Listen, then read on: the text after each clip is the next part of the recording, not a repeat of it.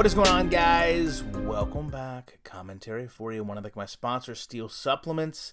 Link and discount code down the description. You also know I'm a Weeble Preferred of the Blitzer. Best promotion they have right now in the pinned comment. All you have to do, click the link, open an account, make a qualifying deposit. They are going to give you free stock. And I gotta say, this video right here, long time in the making. I actually, in a way, feel like I should apologize to you guys. I should apologize to Danny, the team over at Access Football, because this video is like a month behind. But I've been slowly working on this video, going back and reflecting on a lot of the Access Football videos I've made. And honestly, I've got to tell you, it was almost like there was a connection between Access Football and myself when I was making this. Because, you know, Access Football started, for those of you that don't know, back in 2010, it was a flash game, a browser game. In 2015, they made the big step, released on PC, and, I mean, we're approaching 10 years. 10 years of Access Football. And, you know, the game has came such a long way. And one of the things that I've really liked about Access Football is they've always done two things very well. Number one, they've been very open to reinvesting everything back into the game. And number two, they've been open to feedback. And what they've done with that feedback is different than, honestly, any other game we've seen in the market. They take the feedback, they rebuild, and they improve.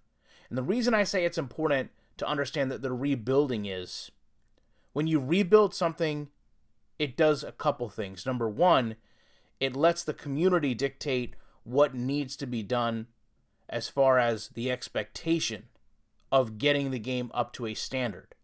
And number two, it allows them to take whatever they've learned from the prior iteration and apply it to the next version. We'll get into that in a little bit more in depth, but with that in mind, they rebuilt, they improved franchise mode based on community feedback, and I've said for years, I personally believe this is the deepest franchise mode you could ask for.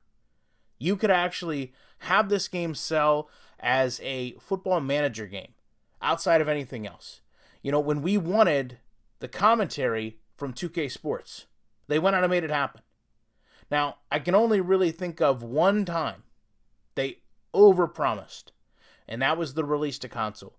Took longer than expected, and to be honest, that's just growing pains. That's really no one's fault that the game didn't release in the time frame they wanted, other than them setting the time frame, setting a standard and expectation, and then not being able to meet it because the game wouldn't pass certification. So I just want to go and talk a little bit more about that rebuilding. Because, you know, one of the things Access Football has strived to do is be the best game they can be. And that doesn't mean be the best game on the market. That means put out the best Access Football game. And along the way, they've laid out clear roadmaps. Not 3-year plans, not 5-year plans, but a clear roadmap to this is what's needed. This is what we're going to actively work on. And doing all of this is going to get us to the point you're asking us to get to. And that's really been one of the themes that Danny and the whole team has had at Access. Now, one of the issues I've consistently had with the game is it just needs to look smoother. And that plan we talked about has been executed relatively flawlessly. Started with the ball carrier 2 years ago, went to catching and tackling last year, and now the biggest issue, blocking. Now, I just want to say, a lot of people are going to sit here and say, well, Ryan, you're so hypocritical. Blocking should be first. Don't you sit here and say that it's the heart of a football game, and if the blocking isn't right, then nothing else is going to be right? And you are 100% correct. So let me explain to you how it came to be. Because Danny came right out and acknowledged, listen, doing the blocking right was going to take time, but also take more than one motion capture suit. You need two players to set up an offensive and defensive player, which is where the investment came from. So the logic in coding was going to take years and be complex, and they knew they needed the expense of more than one suit. But you know what? They finally got to that point this year. And I think this year is going to be the biggest step we see with Access Football because the gameplay, much smoother. The pocket, much smoother. This is what's been needed. It's very difficult to read the game. In some ways, the game played very jagged, very stiff. And then in other ways, the game played almost so fast that you really couldn't tell what was going on.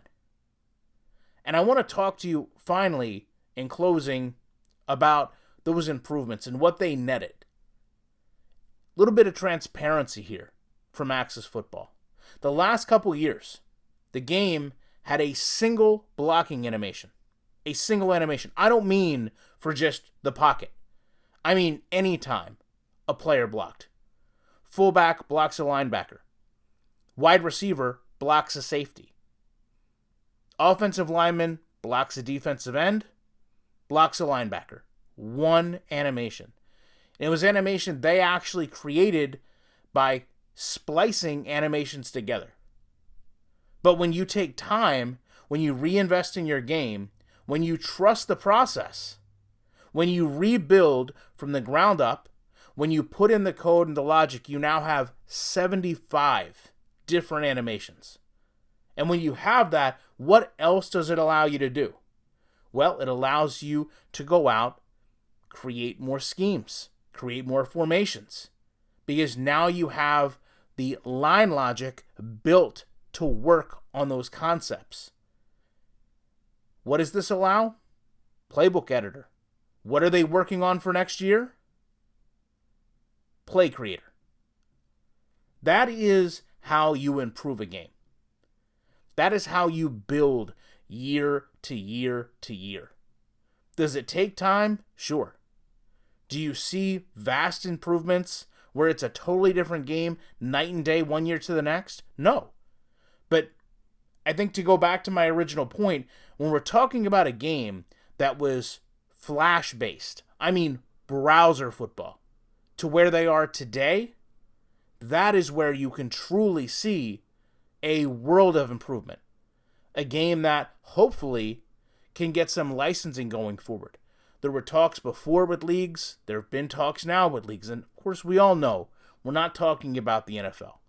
But Danny's been open with the USFL. I would love to see that combination come. But at the same time, I think a lot of that combination is going to depend on the game being the best it is. And I truly feel like this year is going to be the year that a lot of people that didn't pay attention to Axis Football, because sometimes it's almost a forgotten game. They really don't hype the game as much as other games do, but they put in just as much, if not more work than any other gaming company out there.